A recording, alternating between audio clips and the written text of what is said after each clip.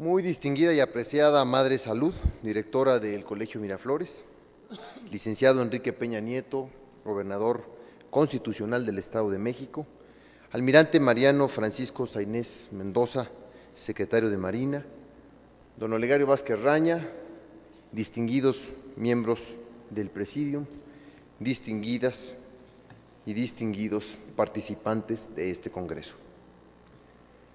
Quiero, en primer término, agradecer a los organizadores de este Congreso por haberme invitado. Espero poder transmitir algunas experiencias personales que han sido de gran utilidad en mi vida. Aclaro que no cuento con conocimientos en pedagogía o psicología y que solo compartiré una visión pragmática que ha probado su eficacia en mi familia y también en nuestra empresa, donde, por cierto, colaboramos hoy más de 26,000 personas.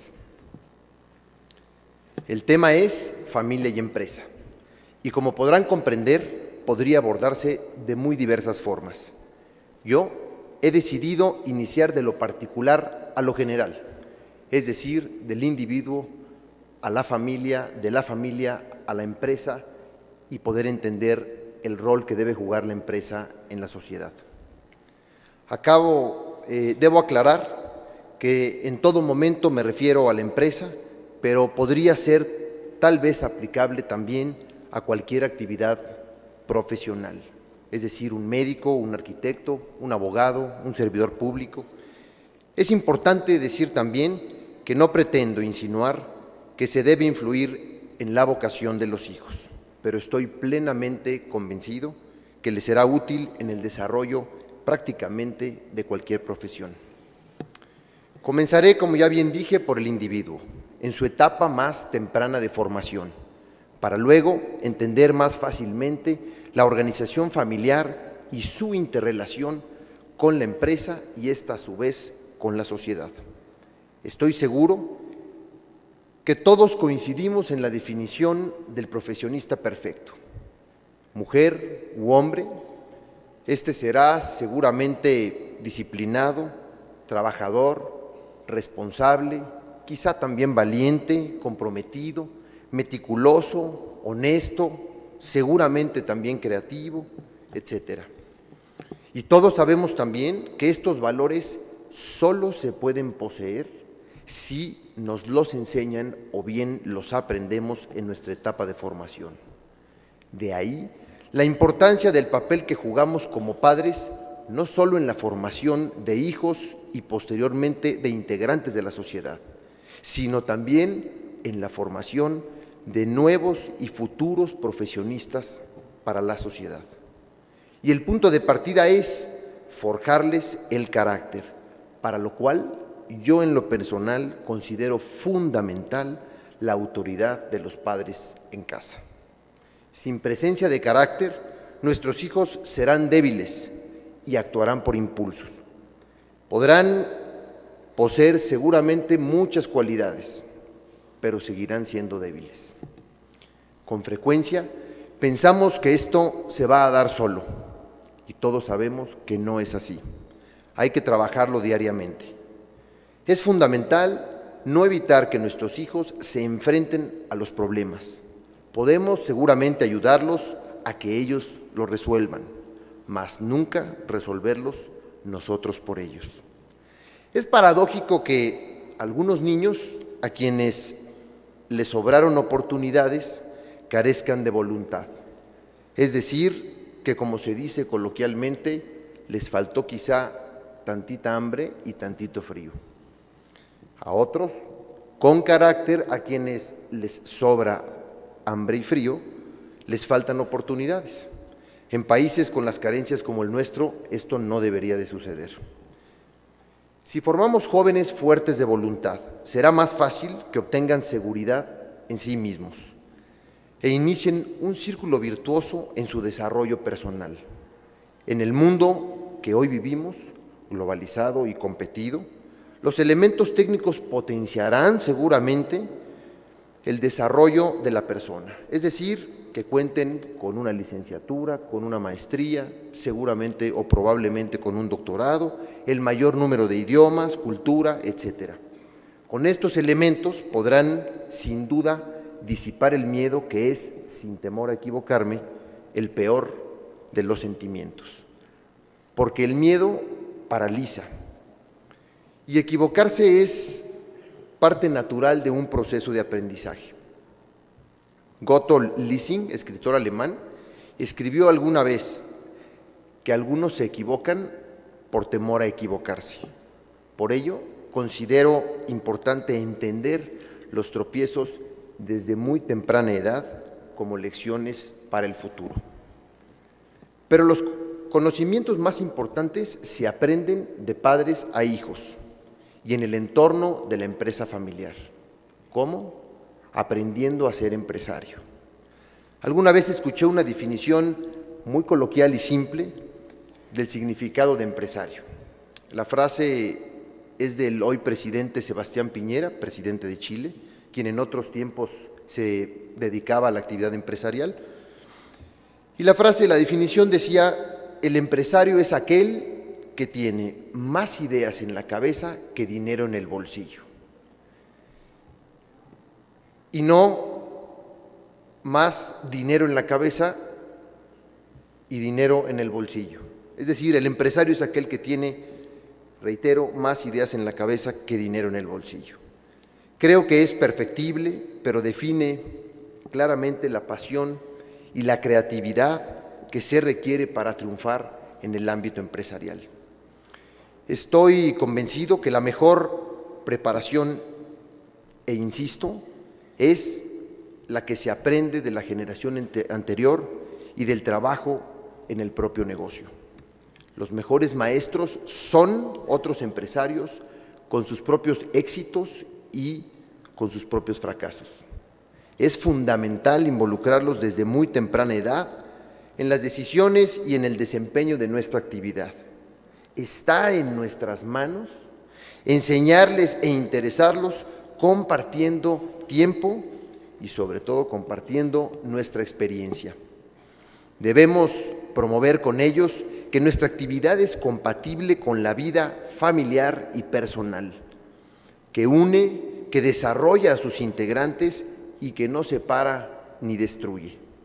Enseñarles, sobre todo con el ejemplo, que el trabajo dignifica al ser humano y enseñarles también de todos y cada uno de los beneficios que del trabajo emanan, evitando siempre el mensaje de manera directa o indirecta, es decir, voluntaria o involuntariamente, que por culpa del trabajo no atendemos las necesidades de la familia. Las sucesiones armónicas son un reflejo de un trabajo que permite combinar las responsabilidades empresariales con el contexto familiar. Miren, cuando esta filosofía se inculca desde temprana edad, se toma conciencia de la responsabilidad y lo material, créanme, pasa a segundo plano. Es decir, que la importancia está en el hacer, está en el crear con responsabilidad social y no en el tener. Porque si fuese solamente el tener, para aquel afortunado que ya tiene, coincidirán conmigo que su vida entonces carece de sentido. Se debe evitar crear diferencias también producto de competencias entre los integrantes de la familia, que solo generan celos y envidias. Es necesario entender que la competencia es siempre y en todo momento con uno mismo. Es mejor tratar de enseñarlos a compartir, a quererse y a admirarse por las virtudes que cada quien posee. Con todo esto, es más fácil que cobren conciencia que la riqueza no es un privilegio, sino una gran responsabilidad. Perdón que insista, que la riqueza no es un privilegio, es una gran responsabilidad. Y que valen por lo que son y por lo que pueden construir, no por lo que tienen. Es más rico, como reza el dicho popular, el que poco necesita que el que mucho tiene.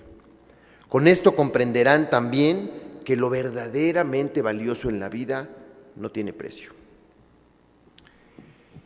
Por lo tanto, los jóvenes con oportunidades, con una fuerza de voluntad definida, con preparación académica, con una formación con valores y probablemente con experiencia, como ya bien mencionaba, desde temprana edad, tienen mucho mayores posibilidades de ser personas integralmente exitosas.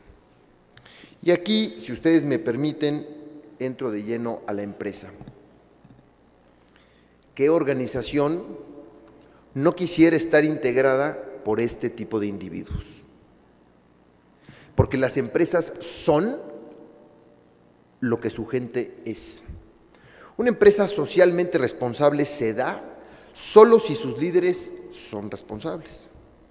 Una empresa es dinámica solamente como un reflejo del dinamismo de la gente que la integra. Y en una organización familiar, los valores institucionales son o deben ser los valores familiares, desde luego, si es que se quiere ser congruente. Hoy en Grupo Empresarial Ángeles participamos en 4 sectores. El sector salud, a través de los hospitales Ángeles, el sector turístico, a través de los hoteles Camino Real, el sector financiero, a través de Grupo Financiero Multiva, y el sector de las comunicaciones con Grupo Imagen Multimedia, que es la empresa matriz de Excelsior, Imagen Radio, Reporte 98.5, Cadena 3 Televisión, entre otras plataformas electrónicas. Y hemos elegido participar en estos sectores, cierto por su capacidad de generar valor, pero también por su importante repercusión en la sociedad. Nuestros valores institucionales son la honestidad, el trabajo, el compromiso y la creatividad, que sin duda son también valores fundamentales en nuestra familia. Las empresas familiares, particularmente pienso, tienen enormes ventajas competitivas.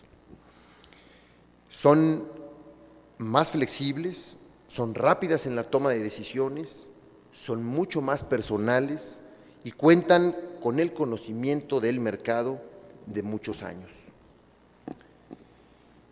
Yo creo que no necesariamente el grande derrota al más pequeño.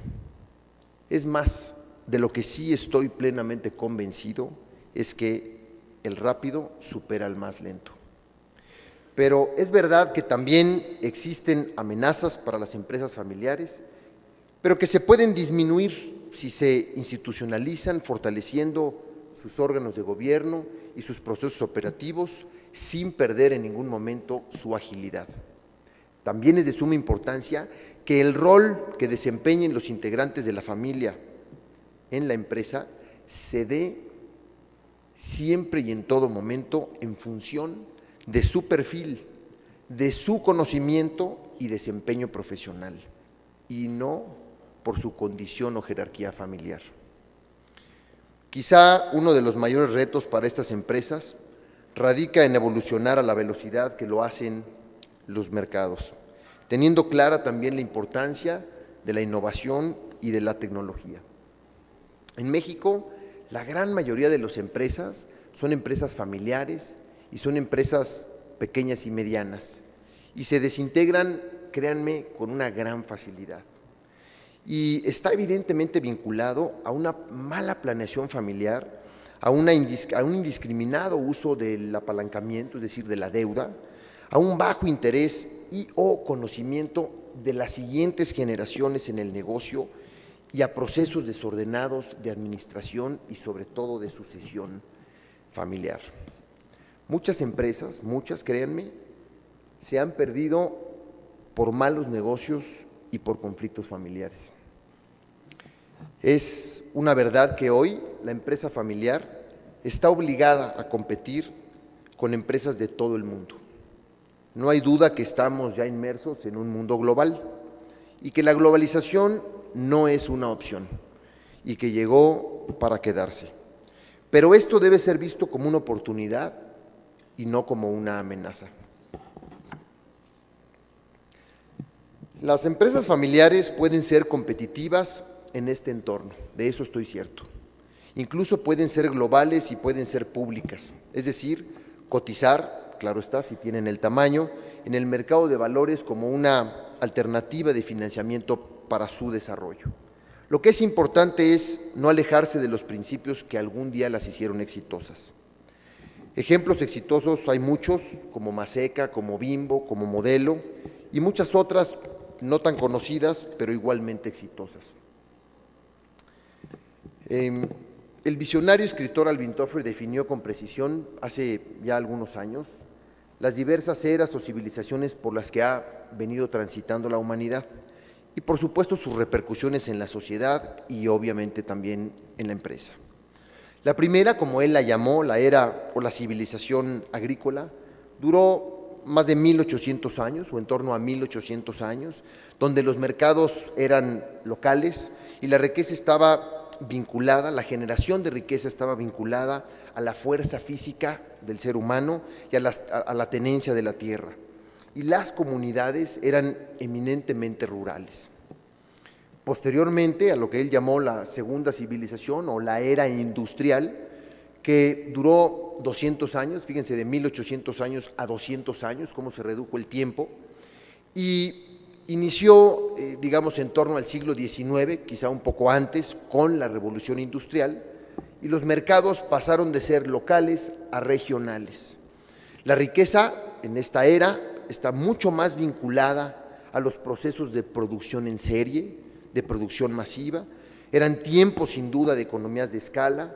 Se dio una gran migración de las zonas rurales a las zonas urbanas y en lo social recordamos esta época, digamos, por que se abolió la esclavitud y las mujeres cobraron muchos derechos, digamos, al igual que los hombres, afortunadamente. Y la tercera civilización, que es la civilización del conocimiento, donde nos encontramos actualmente, y no sabemos cuánto tiempo va a durar, lo que sí es verdad es que hoy se caracteriza fundamentalmente porque los mercados son globales.